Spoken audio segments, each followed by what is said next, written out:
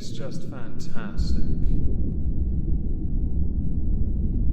Captain's Log, Subdates 220527.1. I'll be docking with the Arcadia in 3 days, so while I'm using autopilot, I'm going to write a list of random punishments for the crew, and I do believe jamming them up Ralph's arse would be a good start. Hello everyone, welcome to This Week at Twitter, or Twat. Today we're going to start with Elizabeth Spires. It says something about the grotesque failure of sex ed and media in this country, that grown men, and in my lifetime men sock puppeting as women apparently, do not understand that there is no state in the US that provides abortions of healthy babies at 8 or 9 months. Sonia Prince. The day every pro-life male has a vasectomy and every pro-life family adopts children out of the foster system, then maybe I'll listen to their opinion. Mansquatch. Then join the pro-life groups in making adoption easier. Sonia. Dear No Name, adoption is easy, pregnancy is not. How many foster kids did you adopt so far out of all the fetuses you saved? Mansquatch. I don't make enough to support a kid. I don't have a place for a kid to sleep. I would love to adopt a kid, but it is not right to buy a kid and not be able to feed him or her. Sonia. It's not right for a girl or woman to carry a fetus if they don't want to. Mansquatch. They should have thought about that before having sex. Quote retweeted by Elizabeth Spires. Do you only have sex with your wife when you want to make a baby? Mansquatch. We take precautions. We think about what we do before we do it. In the grand scheme of things when it comes to this debate, it's far too polarizing for me to offer an opinion. I just found this interaction quite amusing because, on one hand, you have Elizabeth Spires quite clearly saying that the system itself is broken, also arguing about abortions at 8 and 9 months, which I think most people are against. Unless you're Sweden, was it? Then you have Sonia, who says that only men that have had vasectomies that happen to also be pro-life can have an opinion on this system, but they also must adopt children out of the foster system for a chance that Sonia will listen to them, with Mansquatch providing suitable responses that aren't too snarky, while simultaneously carrying enough bite for us to realise it's a slam dunk dub for Mansquatch. And I wanted to start with this because it really tickled me. There is with men a running joke that when it comes to the household temperature, we do not mess with the thermostat. I myself like to have it at a nice low temperature. I know many consider 21 to be room temperature, but for me that's too hot. Not because I'm fat, don't try me. I just prefer the colder temperatures. I can handle the warmth, but I really don't like it. So now we insert Sinatra. It just makes it feel like the hell pit she crawled out of. With my scrumptious co-host for the political recap stream at 9:45 PM GMT on the Moistonian channel tonight, link below, Trups LP saying, I'm blocked. The retweet is from Taylor Lorenz. What she had tweeted out was, people thought I was lying when I said how high I keep the thermostat in my apartment. This being a reply to a previous tweet that she had put out, which was a quote retweet of Capital Weather Gang. Blast furnace aimed at DC this weekend could hit 96 or even 97, which would be the hottest on record so early in the year. 90 for those like myself in the United Kingdom is 32.2 degrees C. That isn't a maintaining of temperature, you're a freaking lizard. That's you living in a thermal chamber. That is you living under a heat lamp in a vivarium. When people say the lizards are in charge, or that the reptilians are going to take over the planet, I'm inclined to believe the Zindi might well be real. That remark might lose some merit or punch if you've never seen Star Trek Enterprise. Also, if your thermostat is that high to begin with, why don't you just put your heating on instead?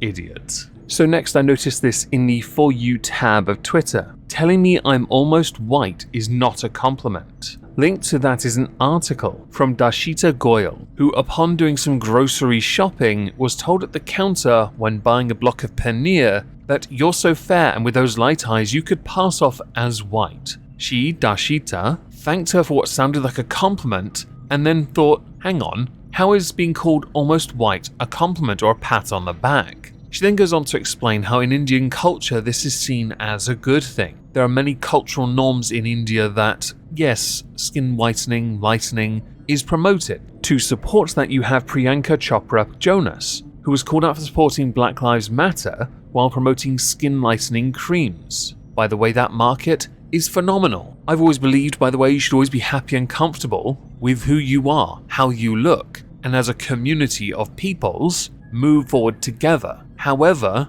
it is somewhat contradictory when people make race such a very important part of their identity, and I know it is for some, I really do get it. But in this article itself, right at the end, Darshita recognizes that we need to move forward together, collectively, irrespective of what shade of foundation we use. Problem with that is, not everyone's the same, and with the current arguments being had when it comes to race, that's not going to change. And you're not going to be able to influence the kind of change you think you can change here in the United Kingdom when these kind of issues, skin whitening, lightening being the more obvious in India, it has to be changed there. But that mentality won't be changed. Not yet, not for quite some time. And no, I am not saying, oi, go home. I know someone's going to say that's how it sounds. It is not what I meant. Not even slightly. So moving on. So I noticed this via Hassan. I don't really pay attention to him much, but it did in this context pop up in my feed because it concerned Jordan Peterson, where Jordan Peterson had retweeted the New York Post. They themselves had tweeted out,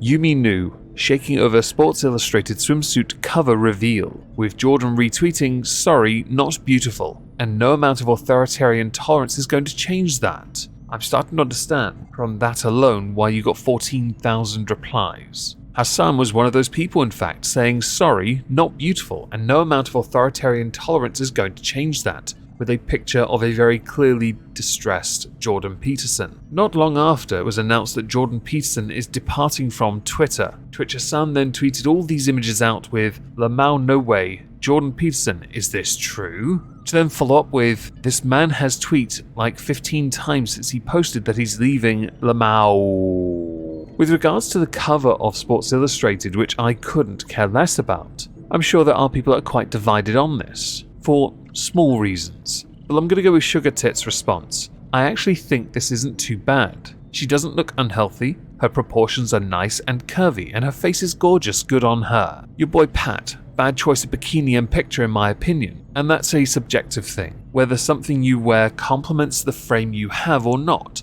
and many people like to challenge that by believing that they are themselves fighting against a certain belief of how beauty is interpreted, when I think it's more, if it doesn't suit you, it really doesn't suit you. I have, just for the sake of it, no real opinion on this particular model on the cover of Sports Illustrated. Why? Because I don't even read Sports Illustrated, I couldn't care less, and I don't even know who she is. But I did find it fascinating that Jordan Peterson had tweeted about this, and then announced not long after that he was departing Twitter anyway. That intrigued me, mostly because it makes Hassan think he's won some argument here. So next, Memology 101. Those views to sub ratio ...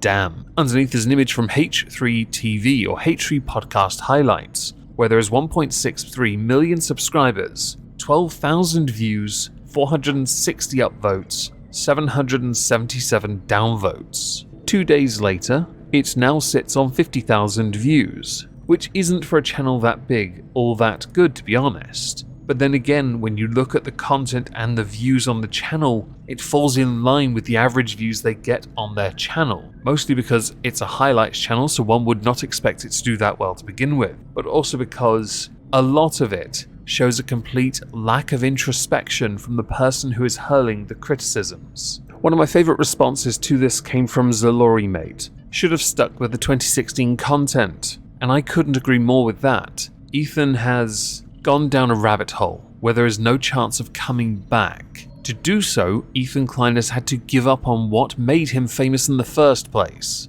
and in doing so pandering at every opportunity, and the only way he can clamour for any relevancy is when he talks about the fact that Def Noodles is suing Keemstar or he's dunking on Keemstar and the quartering. In doing so, he shows his incredible limitations, but also shows how he himself cannot realise the things he is saying about other people mirror bounce back on him. Leg to stand on he does not have. So to the final part of this is going to be a little bit all over the place, because the tweets don't quite line up in times. That's alright everyone, we've got this. First of all, Andy Warski. Ladies and gentlemen, we got him. Nick Fuentes just deleted a tweet with a video where he was looking at his analytics. All the tabs were opened and people saw a girl blowing someone. but someone just matched the video to a trans porn. Nick Fuentes is joeing to trans porn. Does anyone have a link? Underneath, your axis has the link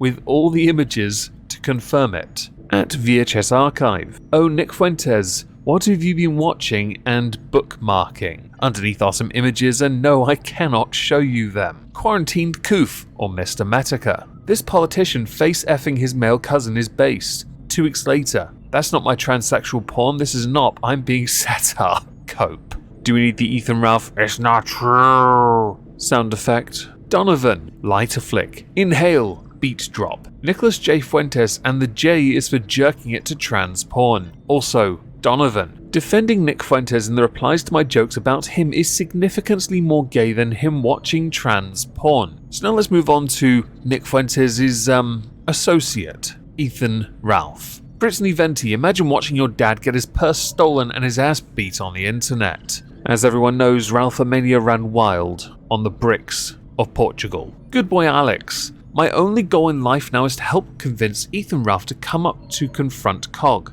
His friend beats him down again, then I run him over on my scooty. Donovan. I don't know how Ethan thought he could handle a fight against Andy Warski when he can't even handle a crippled guy's jokes. He's now blocked. Quarantined Coof. After the Ralph had threatened to go to the home of Mr. Metica, Metica tweeted out, "Looking forward to telling my neighbours about the violent convicted sex offender that'll be in my town." As you can see, this is getting quite funny. Somewhat unfortunately, because he has been making threats that he'd do it and he had in fact started reporting him anyway, Cog has since lost his umpteenth Twitter account. No doubt he'll be back soon. The cope, by the way, is absolutely scrum-diddly-umptious. I highly recommend you try the salt. It really goes well on your fries.